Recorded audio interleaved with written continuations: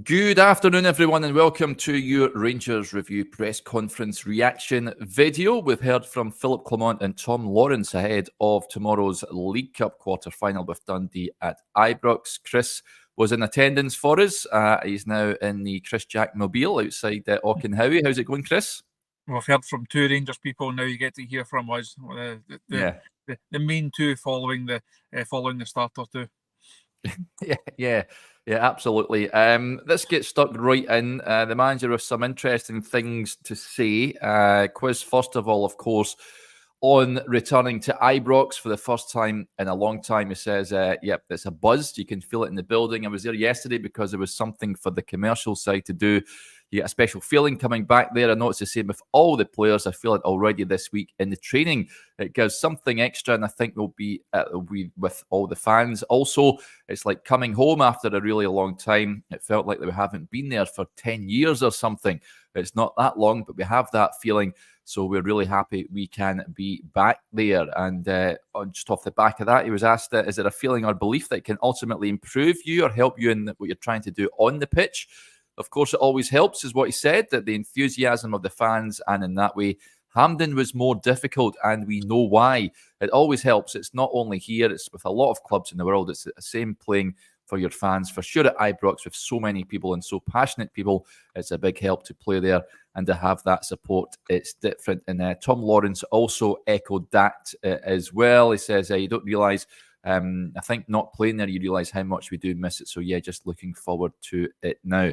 Goes without saying, Chris, really, I think everyone, fans, coaching staff, everyone associated with the Rangers, itching to get back to Ibrox. I'd imagine the atmosphere will be somewhat different to what it would have been if it was at Hampden. I think it's come at just the right time for Rangers. Those that got that win over United last week on the back of the Old Firm defeat, on the back of the international break, where people have had a chance to stew over it. It's not been the quietest of weeks or fortnight since. Of course, there have been plenty of talking points on the go. But I think when people get back to the stadium tomorrow, when they take their seats again, when they see familiar faces round about their season ticket seats, when they just have that view and that look and that feel round about Ibrox again, it will be quite a moment for the Rangers fans. This project clearly, and as we've discussed, it's not gone to plan. Rangers shot themselves in the foot. They should never have found themselves in this situation.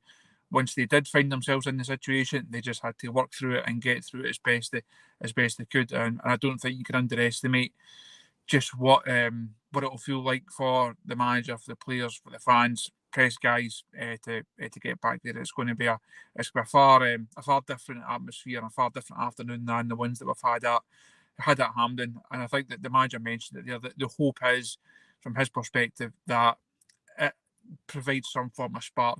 Just that wee bit different, that's something unique, something special. It can just kind of raise those levels a wee bit, because I think we spoke about it after the game last week. We know there is plenty of improvement still to come from this Rangers side. They have to get better. Where they're at is not going to be good enough, and you never know. I say being back at Ibrox might just do the trick for them, and you would imagine that they should have enough in the tank to be able to get past Dundee tomorrow evening. Yeah, absolutely. You can't do that, says quarter-final with a full day's drinking back at Ibrox. Atmosphere will be great. Yeah, I'm sure the pubs will be delighted as well that we're back at Ibrox, in and around the stadium, that's for sure. Right, let's move on to what else he had to say, the manager. I knew when he said this, as soon as I heard it in the press conference, I knew there'd be publications out there that would latch onto it to drum up interest from a certain group, from a certain club, and that has been the case, unsurprisingly. But he was asked, do you feel that the team, the whole club, the fans included, need a lift just with the prospect of moving back to Ibrox? He says it's quite a negative question, because if you talk like that, it's like everybody is running around here like zombies with their head down. It's not the case. You saw the game last week, moments in games in the weeks before. You see we're rebuilding the squad, new players coming in. There are a lot of positives here. I don't like to speak about individual players too much, so I will not go into that. You start to see the first fruits of the seeds that are planted, and it's not just the first start. We're starting with that. I want to see confirmation of that and becoming stronger and stronger week by week, month by month. That's the thing. But of course, if it's in Ibrox with all the support behind, it lifts players in that moment. I think it will be for the fans also totally different. They'll be back with the people they are used to being with in the stands, next to them, behind them, in front of them, to have the talks again like they had before, to have the memories of before. It's like coming home with your family. That will be the feeling. So quite interesting stuff. You also, speaking about Dundee, it says, we know it's a tough game, always against a team of Tony. Talking about Tony Docherty, who play a good physical football. They adapt to the opponent and they are strong in the transitions. With Murray, Simon Murray's talking about, they brought a really good player in that style of play also. He showed that in Ross County last season. It's really important to come back to Ibrox and have a good atmosphere. Yes, but with the most important stays with what we've shown the pitch, that we cannot forget in that way. So praising there Simon Murray. Chris, I remember I got pelters back in January when I said that someone raised it in the video, and it says when Rangers are looking for a striker, it says they should maybe consider making a move for him. But the manager there name checking him and says he will be a threat tomorrow. Dundee playing some decent stuff. There will be a step above from Dundee United. I think they're the better side of the two. But you'd like to think that Rangers will have enough about them to negotiate this tie. You would imagine so. I said earlier on that I think Rangers should have enough in the tank to get through, given everything that's on the table in terms of the Ibrox factor that we've spoken about, the real need for Rangers to try and build some momentum, to try and put together a sustained run of not just results but performances. And I think that there will be a lot of people looking closely at the level of performance tomorrow, both individually and collectively. Like, the fans really want to start seeing more from this side. The manager, as you referenced there, won't get into speaking too much about individuals. He does speak in the embargoed section of the press conference. He does speak a bit about Hamza Igamane. Without giving away my entire team that I've predicted for tomorrow, he's someone that I would like to see get a start again. I think we spoke about that at the start of the week. He will not place too much emphasis on what's to come on Thursday night when he picks a side for Saturday. But I do think it's a chance to rotate certain players in certain areas. Whether he takes that opportunity, whether he decides to or not, clearly up to the manager. But I think it's a game that does provide that opportunity. And for me, Igamane is one of the guys that you could potentially be looking at to come into that starting 11. Bayrami clearly being another one after making his debut at Tannadice last week. So the squad does look slightly healthier. The team, as a result, should look healthier, and I think will look healthier. And I don't think to underestimate Dundee. Now, they also caused Rangers problems, certainly in the Dens Park game around about that time where the wheels really came off for Rangers. Dundee could easily have won that game that night. So I don't think it's not a gimme. It's not one that anyone here will underestimate. But it should be a game that Rangers have enough to get through and take that next step in a cup competition, which, as the manager touched on, was so important to him last season, meant so much to him last season. And if he could go and replicate that this season, what a boost that would potentially give Rangers heading into the second half of the title race. Yeah, absolutely. I think that was huge, that League Cup. Now, ultimately, it never resulted in a league title, but it had to get that victory. Of course, the League Cup Rangers had gone so many years without winning that trophy, so I think it was imperative that he got off the mark early on. Philippe Clement certainly gave the team that little bit of a G up at that point in the season. Unfortunately, unravelled as we neared the end of that campaign. Just in terms of how the squad's looking for tomorrow, he says the same as last week. So Ridvan, Danny will stay out and Rabi also. So Ridvan and Danny are individually on the pitch training, not with the team. Rabi not yet. And the rest of the team will be available for selection. So the big news there, Ridvan and Danilo training individually at this moment in time. Chris, still don't expect to see them anytime soon. I touched on the show this morning. I think Ridvan's got a fight on his hands, by the way, to try and get that left back spot back again. But we've been in this situation with Ridvan many times before. Danilo, of course, last season also. I'm not getting my hopes up too much about this news, but fortunately there's no one else out. Václav Černý, I'd imagine, will be back in contention. Hope so. He didn't mention. I'm sure he said that the squad would be the same as last week. So I'm assuming Cherny will just get overlooked in that regard, and that he will be back. If he doesn't, there's also a decision to make on that right hand side. I don't think it will be Kieran Dowell again if Cherny doesn't make it. Hopefully not. I think Rangers can do better than that. Yes. At the other end, as you mentioned, that left back slot. There was perhaps a worry when Ridvan was ruled out for this length of time. But how will Jeffrey handle that pressure? How will he step into the side? You have to say he's not disgraced himself at all. He's been really impressive. He has come in and has done what's been asked of him, and certainly for a player, making that transition to a new club, to a new city, to a new country. There's a lot for him to take on board, a lot for him to try and adapt to. And I think the manager has been really, it's almost, he's not like singled him out time after time. But when he is speaking about players, Conor Barron gets mentioned in this conversation about the players that have come in and have made an impact this summer, he always seems to drop Jeffrey's name in there. And I think that's fair because overall his impact has been a good one. And really interesting, once Ridvan is back next couple of weeks, as you say, I think he does have a fight on his hands. It's always been my main concern or my main negative on Ridvan. Is he capable enough? Is he robust enough? Does he have it in him to play the number of games that Rangers need? Their first choice players in each of those positions. Is he able to get through those minutes? We've not seen it throughout the course of his Rangers career. I think those doubts are definitely still there. But those fears, I think, can be allayed slightly because we now believe that Jeffrey is more than capable of coming in and doing a job in there. Yep, I don't think it's an area that we need to concern ourselves with at this moment in time, despite Ridvan's injury. So, Jeffrey, I think, will get the nod tomorrow, although Robbie Fraser will be hoping for some game time. Whether I don't think he'll start. I think the manager will stick with Jeffrey, but whether he comes off the bench at some point, who knows? I think it depends on how the game is going. Interestingly, Stevie asking the question, does the noise from the support have any bearing on how you choose to do things? I'm going to replay you what the manager had to say, folks. Here he is. A lot in the potential of this squad. I know it was incredibly challenging to get a squad like that together with the budget that we have and 7 players going out without £1 coming into the club. I think a lot of good things has happened. We could not do everything in one transfer window. Was not possible. We didn't have the resources for that, so we need to build. But I'm also happy now that people start to see already the good things that have been done. And I've heard also from many people.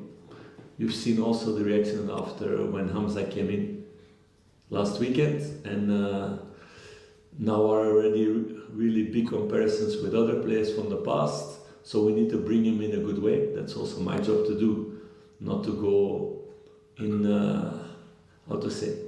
not to go in the hype of things, but also not to go in the low of things, and to be objective and to keep balance in things and to see what is not good enough we need to work on, what is good to keep it.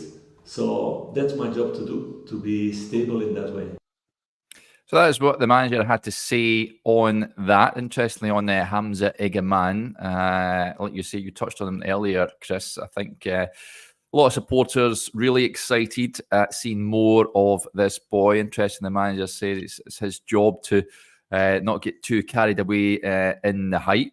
And it's interesting, he was saying he already sees really big comparisons with other players from the past. I wonder who he's referring to. I've seen him, someone compared him, I've seen, now this is obviously crazy, but a mix between Eusebio and someone else, I can't remember, but I think he's some way off from being compared to Eusebio. But I've seen comparisons with Morelos and what have you, but I think we'll see him at some point tomorrow, Hamza Igamane. It's just whether it's from the start or off the bench. But interested about seeing more of him. He's certainly impressed off the bench in the game against Celtic. I thought he showed some glimpses of some nice things. And then Dundee United, it's certainly the boy knows how to control the ball. The ball can stick when it's played up to him, something that Rangers have lacked in recent times.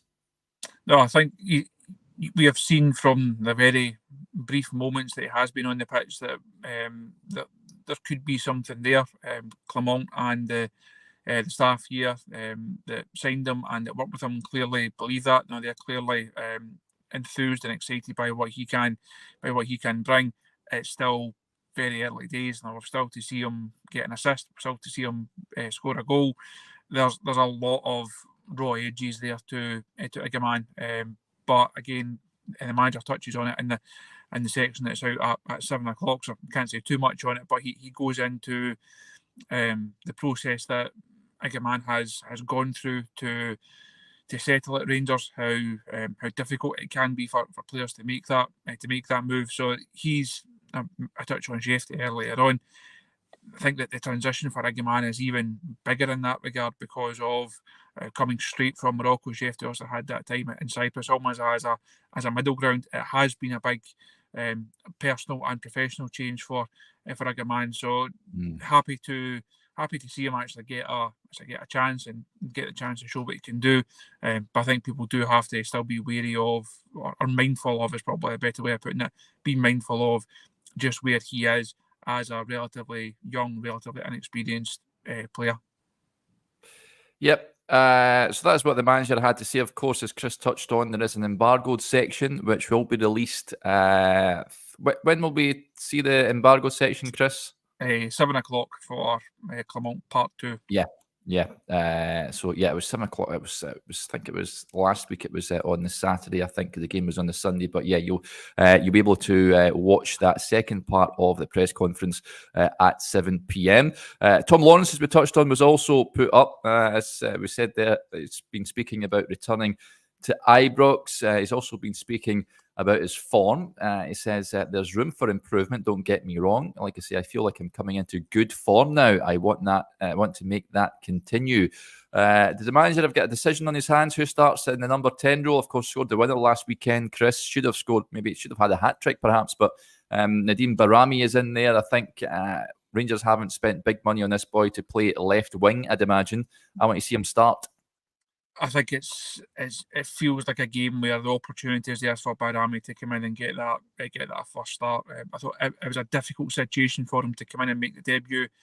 Certainly not in his favoured position. He'd spoken previous to that, saying number 10 is his area. That's where he likes to operate. That's where he's most effective. So it was difficult for him to come in and make his debut in that game up at Tannadice. Good for him at least to get the minutes under the belt. Now the manager mentioned a number of times that he didn't even know the names of his teammates. That's probably why he didn't start last weekend. Hopefully everyone is now fully introduced and fully up to speed of who each other is heading into this one. But Lawrence, I think on the back of last week, a better level of performance, took his goal really well. As you say, he should have had more, but the one that he did get proved to be the winner. Can't take that away from him.